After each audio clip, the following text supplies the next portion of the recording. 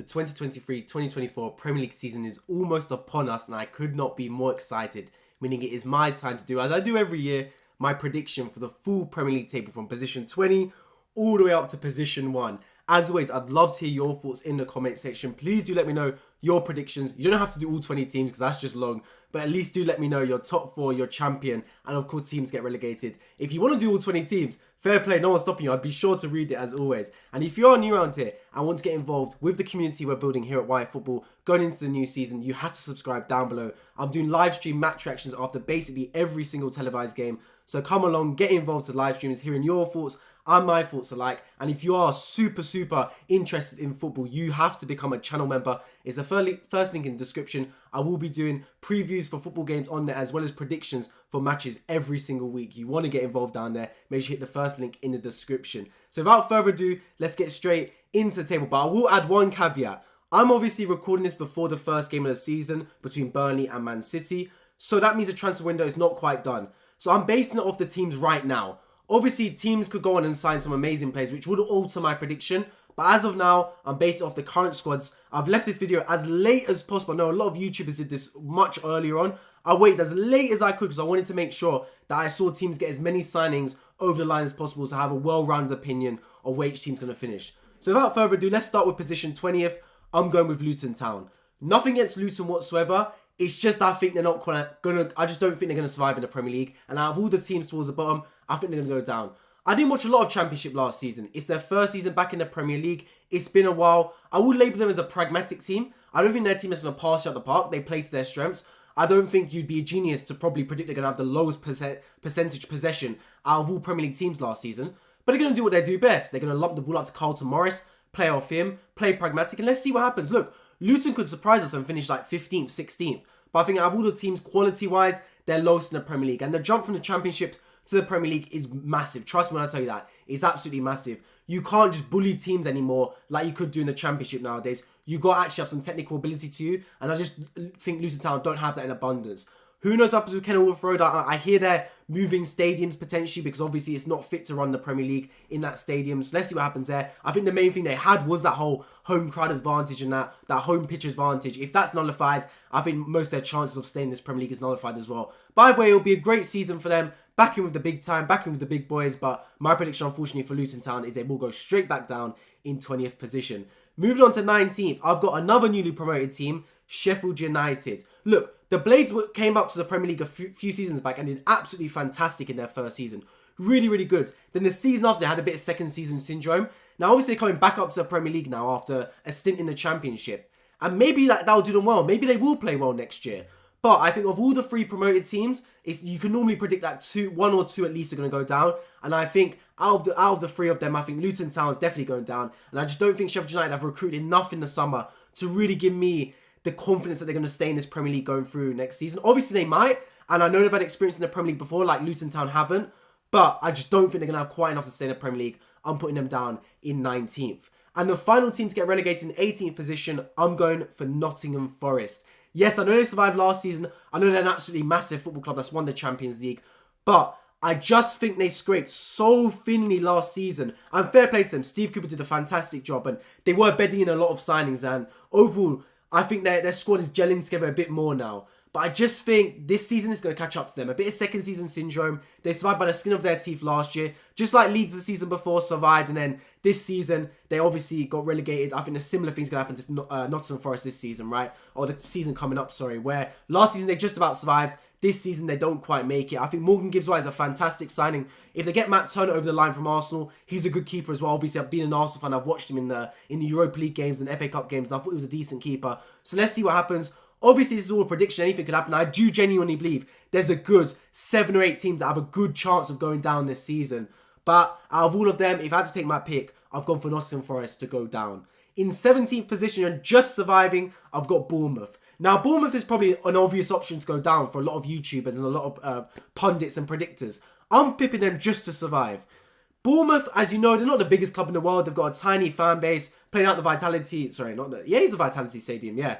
Down by the seaside, lovely run football club. They were a bit harsh to sack Gary O'Neill, in my opinion. Gary O'Neill did a fantastic job keeping them in the division. They brought in this new guy, obviously. Uncharted territory for them. I've never really heard of him, I'm not going to lie to you guys. he could play the best football around, or he could basically sink them down and have to replace him halfway through the season. Who knows? If I have to go off the quality of the squad, I don't think Bournemouth have quite enough to stay in the division. I think they got lucky and I think they punched above their weight, to be honest with you guys, staying in the Premier League last season. I'm a massive fan of Billing, for example. I think he's a great player, and Solanke on his day can do a good job, but I don't think they've got quite enough in their ranks to survive in the Premier League. I think they will do it this year, but I think they'll do it by the skin of their teeth, and that for me is them finishing in 17th. In 16th, I've gone for Everton. Everton literally are playing with fire. Every single season, they get closer and closer to dropping, man. They escape every time.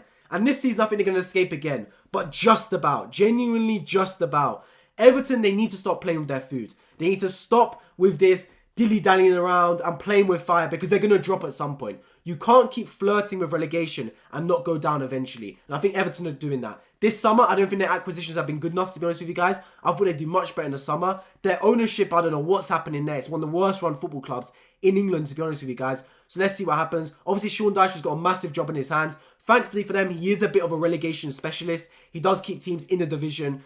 Look, I'm not a massive fan of Sean Dyche. I think for a club like Everton, a massive club in Everton, who have got a humongous history of our top 10 in England in terms of biggest club by a mile, right? They shouldn't be appointing a manager that's pragmatic and keep them in division. Everton should be looking to play more progressive football and more entertaining football. They should be treating their fans that for a long time have supported a massive football club in Everton, who are still a massive club, but have been brought up with success. So I think for them to stick with Sean Dyche and play that still defensive style formation and play that kind of defend first, attack second, and try not to concede before you even look forward to try and score goals, I don't think it suits Everton's DNA. Look, I think a lot of games next season for Everton will be 1-0 losses, 1-0 wins and 1-1 draws. Because with Sean Dyche, we know it's not going to be a firework game where it's going to be goals galore. It's going to be keep it tight, keep defences assured, don't leak a lot of goals, and anything we get is a bonus. So let's see what happens. I think they will survive, but by the skin of their teeth again. And in 15th position, I've gone for Burnley. So of all the promoted teams, I think Burnley are going to do the best. I'm a big fan of Vincent Kompany. I think he's been a really good manager for Burnley last season. Obviously got them promoted straight away. Didn't need no playoffs. Did his job. I like what he's doing for the ranks at Burnley. In terms of their new signings, I haven't paid a lot of attention to it, to be honest with you guys. So I can't speak highly enough. Sorry, I can't speak a lot on what they've been doing in that sense. But from what I've seen, it's been good. If they get Lokonga over the line from Arsenal, that'll be another good signing for them. I think the style of football's decent as well with Vincent Kompany there. Obviously, we're all used to what Burnley play, right? They've been playing the lump it up, the Brexit ball, as they call it, for years now. But with Vincent Kompany, that is altering a little bit. He's starting to play more progressive, easy on the eye football. So let's see what happens. The good thing about Burnley is, if they do play that way under Vincent Kompany, great. It'll have some entertaining style to it, potentially more sustainable football in that sense. But we still know they have the capability at times to mix it up and play a bit of long ball and play with the home crowd to their advantage. So I do think Burnley will do the best out of all promoted teams, and my pick is for them to finish in 15th. In 14th, I've got West Ham United. And to be honest with you guys, this one is a lottery for me. West Ham could finish in the top half of the table, or genuinely they could get relegated. I do not know yet. Obviously, they've sold Declan Rice, their best player by a mile, to my club Arsenal. Thank you so much for that. There is 105 million. They're yet to really spend it yet. They're brought in this Edson Alvarez guy. I haven't really heard of him too much, to be honest, but quite a lot of money, 40 million. Let's see how he does. They're trying to get a double suit for Scott McTominay and Harry Maguire. Let's see what happens there. Obviously, they've got to juggle playing in the Europa League as well, so they will have the Thursday night and then, of course, the Sunday Premier League games. But they've been doing that for a couple seasons now, so hopefully the players should be adjusted to deal with that at this stage of their careers.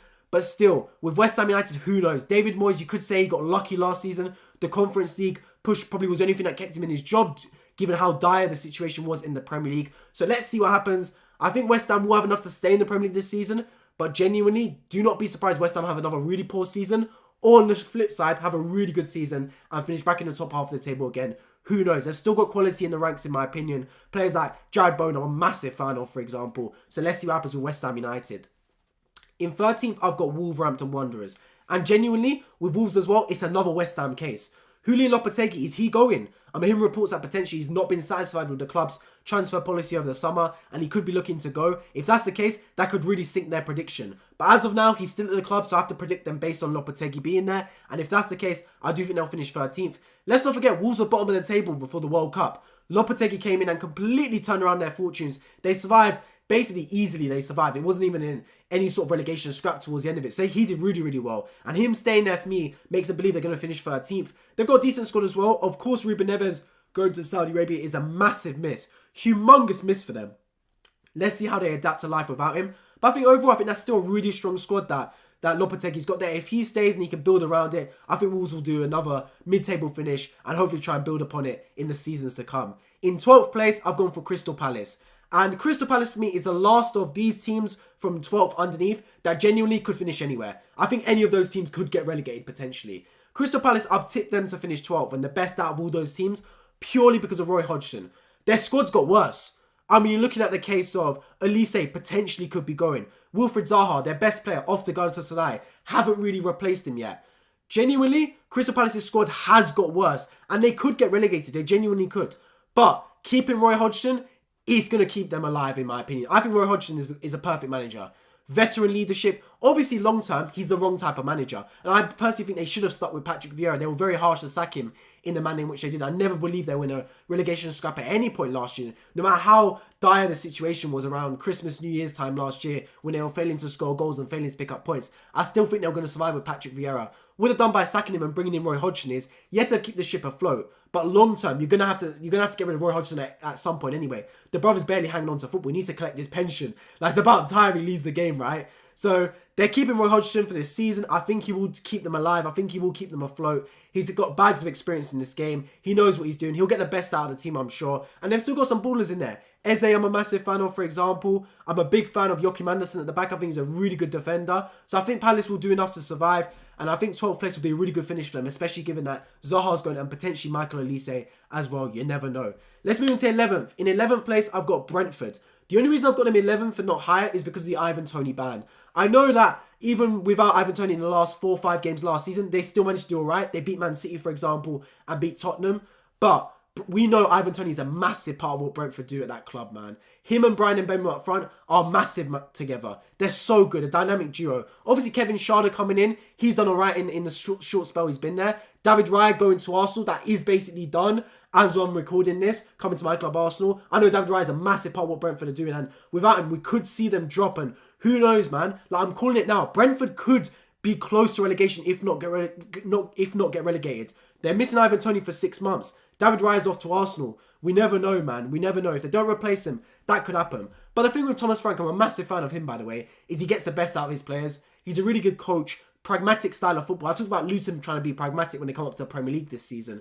Brentford have lived off being a pragmatic team. They know exactly what they're doing. They defend well. They defend deep. They don't give away many chances. They counter-attack well. They use their width. Rico Henry, for example. What an efficient left-back they've got there. Left wing-back. Rarely gets injured. Gives a 7 out of 10 every single game. Players like that is what has been built off Brentford style and why they've managed to stay in the Premier League for these past few seasons. And I think they'll do it again. Mid-table finish. Obviously, they'd want to build upon what they've been doing the past 2 seasons. But don't get too complacent. You've been without Ivan Toney for 6 months. Obviously, you're trying to replace David Raya. If they can even finish in the mid-table, I think that's a decent season for Brentford. Moving into the top half of the table, in 10th place, I've got Fulham. Again with Fulham, they could finish lower. I've got them in 10th purely because the teams below them, I don't think will finish above them. But I don't think Fulham really should be in the top half of the table. They're losing Mitrovic, if they haven't already. He looks like he's going to Saudi Arabia. He's looking for a payday. Can Carlos Vinicius keep up? Who knows, man. Obviously, he came in for a spell last season when Mitrovic was out for pushing the referee. But is Vinicius got enough to carry the load long term? Who knows? Willian looked like he was back. Now he looks like he's on his way to Saudi as well. He would be a massive miss for them. Willian was a massive part of what they were doing last season. Other than that, I'm a big fan of what Marco Silva's done. Obviously, he could be on his way to Saudi as well. He's apparently rejected the payday there. So Saudi are clearly scouting Fulham to get the players from there. But I think Marco Silva did a fantastic job last year with Fulham. Really good style of football. Entertaining to watch as well. We're taking it to the big boys big time. So I think Fulham have got a really good chance of having another brilliant season. In 9th place, I've got Tottenham Hotspur. Now, the Harry Kane situation, I do expect him to leave Tottenham. I think he will. Obviously, I've been hearing that. He's been rejected, the deal to go to Bayern Munich. And one of the reasons I kept this video out for... I stopped recording this video for so long and waited so late to record it is because of Harry Kane's situation. Because that's a massive dependent factor on how Tottenham do this season. If Harry Kane's there, they could genuinely finish in the Champions League. They could. You never know. New manager, James Maddison coming in, who's a fantastic signing. Obviously, they're bringing in Mickey van der Ven, or however you pronounce his name, the centre-back. Really good player as well. So they could. You never know, Tottenham. And they've done their main thing. They've replaced Hugo Lloris. I thought he was a liability in goal for them. Tottenham have always had a really good squad as well. Obviously, I think it could be upgraded, but I do look at Tottenham's squad and I think in every position they've got adequate players.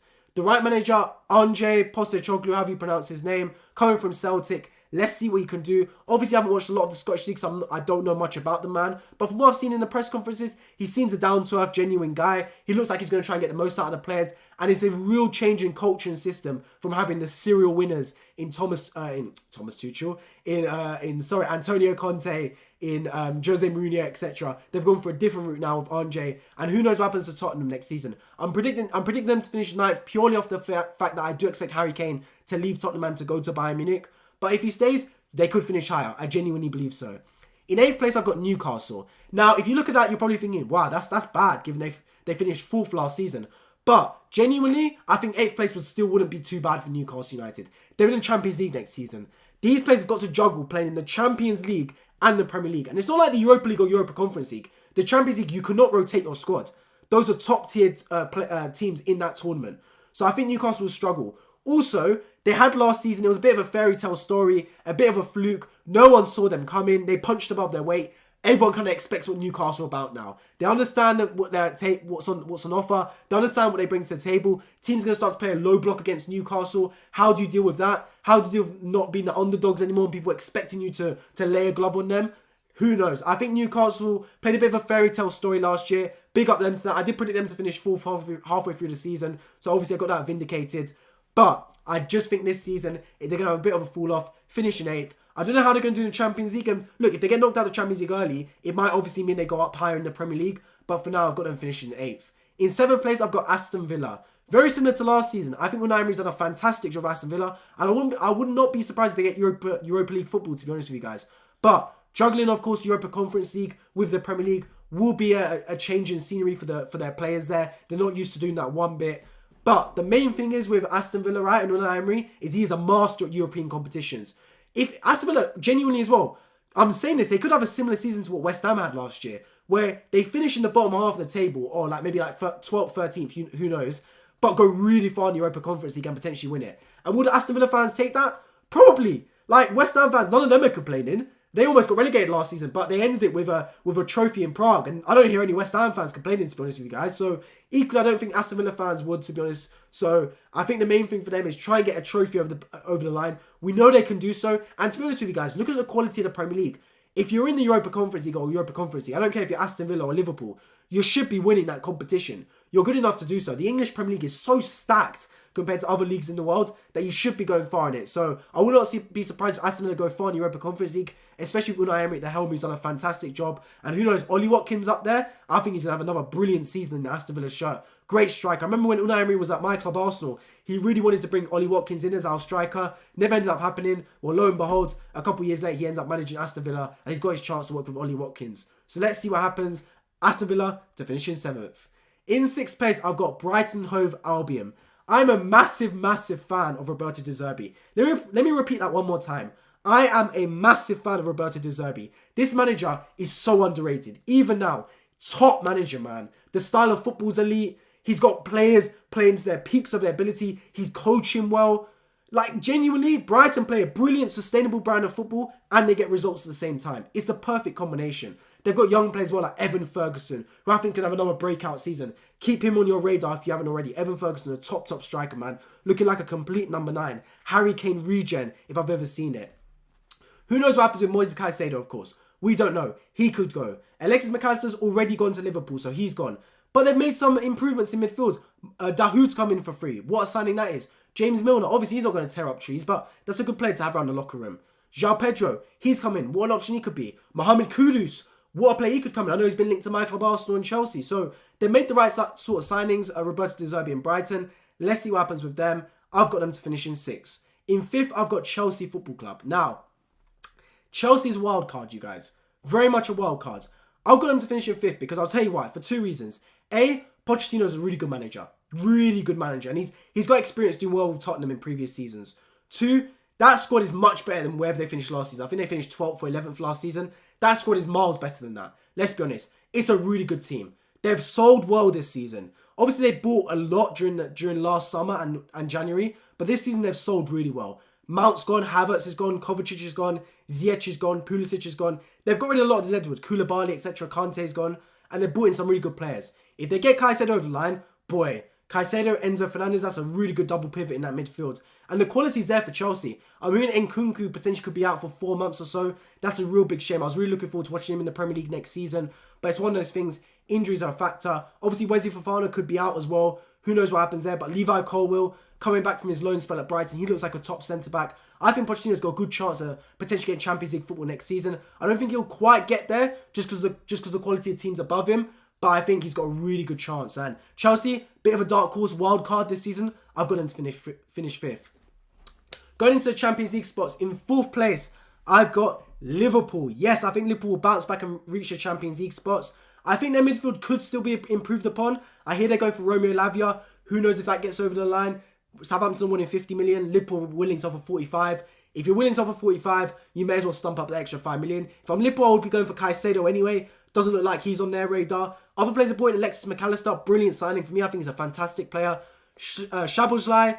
Is he really a midfielder? For me, he's more of a winger, like in that half space, a left wing that can cut in and operate there. A lot of money as well, 70 million for that type of player. Who knows? I think it's a little bit of an overpay, but I do think he's a quality footballer regardless from RB Leipzig. Szoboszlai, I think he's a decent footballer. Let's see what else they make improvements in terms of Liverpool. I think, genuinely, Liverpool or Chelsea could finish 4th. I don't think Liverpool made a big enough improvement as people think. People think Liverpool are going to bounce back. Let's not forget, they lost Fabinho. They lost... They lost Henderson as well. Like, there's no guarantee that Liverpool bounce back. Not by any stretch of the imagination. So, they've still got some work to do if you're Liverpool Football Club. And let's see how Jurgen Klopp adapts, obviously, to Europa League now rather than Champions League. He's going to have to work with playing Thursday nights now, Sundays during the day. Let's see what happens there. But Liverpool overall, I think they'll finish 5th. Sorry, I think they'll finish 4th. They could finish higher, but I think they've got a bigger chance of finishing lower. I don't think Liverpool are going to bounce back as much as people believe. I think a lot of Liverpool fans and fans in general just assume Liverpool are going to bounce back to their best. And they could. They could go back up to challenging for the title again. But I just don't think they made enough adequate improvements to genuinely think they can compete again. And their squad's not getting any younger. They've still got the remnants of a team that reached a Champions League final, won the Champions League, won the Premier League. I mean, you still got Mo Salah, Van Dijk kicking about, Trent Alexander-Arnold, Andy Robertson kicking about. These players aren't getting younger. They still do need a refresh, and it's yet to happen. So, Liverpool, I've got them in 4th. Now in 3rd, and this will be a surprise, but in 3rd place, I've got Manchester City. Yes, I know what you're thinking. Why have you got Man City in 3rd? I'll be honest with you guys, I want it to be a little bit different. Man City obviously are probably going to win the league. They probably will. But I thought, you know what? Everyone's going to go Man City to win the league, and some people are going to put Man City to finish 2nd. But Mr. Y Football over here, I'm putting Man City to finish 3rd. And if it happens, I want to make sure I get all the flowers in the world if Man City do finish 3rd. Why am I putting them 3rd? Purely because, by the way, last season I put Liverpool to finish 3rd because I thought they were going to have a drop-off after winning the FA Cup and Carabao Cup and being pushed all the way to their limits and almost win the quadruple. And a similar situation could happen here. Man City have won the treble. They've completed football. I think the hunger and determination has evaporated from that squad a little bit. I do think so. I think it's dissolved. Look, losing Gundogan's a massive miss. It's not a massive miss now, and it probably won't be a massive miss for 6 months of the season. But when you get to April, May, you'll realise how big of a miss Ilkay Gundogan is. He is a clutch player that turns up in the key moments. Riyad Mahrez equally. Riyad Mahrez is not over 38 games going to win you the title, but Riyad Mahrez in select few games will turn up and win you the title. Against Tottenham at home last season, 2-0 down. Riyad Mahrez, man of the match performance, 2 goals, 2 assists. Fantastic. Him going to Saudi Arabia is another massive miss. What happens with Kyle Walker? What happens with Bernardo Silva? Let's see what happens there. They're bought in Kovacic. Okay, it's an okay replacement. I don't think he's anywhere near the level that Ilkay Gundogan is. Josko Gvardiol, fantastic. No qualms over Gvardiol whatsoever. I think he's a brilliant centre-back. Really good. Most expensive centre-back, and I see why. Brilliant for Croatia, brilliant for Leipzig. But I thought the defence wasn't too weak anyway. I thought the defence was one of their strongest points. I think it was more, to be honest, I think you need a backup right winger. So let's see if they're going for Elise or something. But who knows? The reason I'm putting it here is purely because I think they will have a drop-off in hunger based on what happened last season. And look, losing Ilkay Gundogan's a massive miss for Man City. I've got them to finish 3rd. They probably will win the league, but I thought, you know what? Let's be different. Let's see what happens. And in 2nd place, I've got Manchester United. Yes, the Red Half Manchester are going to finish above Man City for the first time in God knows how long. Why? I'm a massive, massive fan of Erik ten Hag. I think Erik ten Hag's done a fantastic job in his first season at Manchester United. Genuinely. Like, to get him in the Champions League spots, finishing 3rd, fantastic. Win a Carabao Cup as well alongside, brilliant season. I think he did really well with a squad that wasn't the best either. He was missing a striker for the majority of the season. I think they recruited really well. I think Andre Nala, for all his bozo moments in pre-season, I think he's a really good quality goalkeeper and will give him something different in terms of passing out the back. And I think it was a dire situation with David De Gea where they desperately needs to move on, and they've done that. I think bringing in, for example, Rasmus Højlund, obviously it's a bit of a gamble, only scored less than 10 goals last year for Atalanta in the Serie A last season, but he could be the next big thing. You never know. He's looking like an all-round complete striker. Mason Mount, obviously I'm not too sure what could come from him. I'm a big Mason Mount fan. He hasn't looked the best in pre-season, but he is an option for them. So I look at them and I think, you know what? They've made some smart signings, Man United. Let's see who else they bring in. Obviously, they could lose Maguire and lose McTominay, which will basically raise them about 60 million. So if they can go on to sign another right wing, in my opinion, because I don't believe Anthony is at the quality for Manchester United, they could push up higher. But last season they did really well. I think they've got a genuine chance to kick on this season. And if they do that, who knows where they could finish. I think they could really challenge for the title. And in first place, I've got my club, Arsenal. Is it biased? Potentially. But why not gamble? Why not roll the dice? We did really well last season to finish second. Really well. We ran out of steam towards the end and we did bottle it, to be honest. But this season, can we go that step further? I believe so. We've recruited fantastically. Kai Havertz in the door. Obviously, not a massive fan of Kai Havertz, but he did well in the Community Shield. And I think being up front as a number 9, it gives us something. Someone that can hold the ball up and to play off. I think Urian Timber was fantastic. Arguably alongside Saliba, man the match in the Community Shield. Can play left back, right back, centre back. What a signing he's going to be. And of course, you've got your ace up your sleeve. Declan Rice, the real hard hitter, the assassin brought in. He's going to be someone that covers the yards and he could be that game changer. Remember when Liverpool brought in Van Dijk and Alisson? They were the signings that took them to win the title. That could be Urian Timber and Declan Rice for Arsenal this season. You never know. Then you sprinkle that in with David Raya, who's going to become an Arsenal player. Add some competition to Aaron Ramsdale. The squad maxing out, which is good. You don't need 25 players to build a brilliant squad. You just need, for me, 18 to 20 really elite footballers. And I think we're building that bit by bit. Have an injury-free season, and you never know with our football club. Get down to it like a house on fire, and we could do it. Now, obviously, I'm not expecting us to win the league title because I think Man City is still going to be favourites. But part of me does genuinely believe we can win the league title this season. If we start well, if we start cooking, you never know. And obviously, Champions League to supplement it, let's see what happens there. I'd love for us to go far in the Champions League. We've never won the Champions League. So for me, I'd rather win the Champions League than win the Premier League, to be honest. But either way, this is my Premier League table predictions. And I do expect Arsenal, well, I do not expect, but I do hope Arsenal are going to win the league. So that is my full final table prediction. You can see it split screen with me here. Let me know your thoughts. Do you agree? Do you not? I'd love to hear in the comment section. Maybe predicting Arsenal to finish first is a little bit biased, but that's where we're at. I do hope Arsenal win the league title. And I think the signings we made does make it possible for an absolute fact. If you've enjoyed this video, make sure you subscribe down below on my road to 4,000 subscribers. And join my community, man. I'll be live streaming basically after every single televised Premier League match this season. Starting with the game on Friday between Burnley and Man City. As soon as the match is done, come straight to this channel right here. We'll be live streaming afterwards. I'd love to hear your thoughts as well as mine, of course. Become a channel member if you want to keep up to date with exclusive videos and want to help support the channel on our way to 4,000 subscribers. I've been Wi-Fi. I appreciate you guys all for tuning in and I hope to catch you all in my next one. Take care.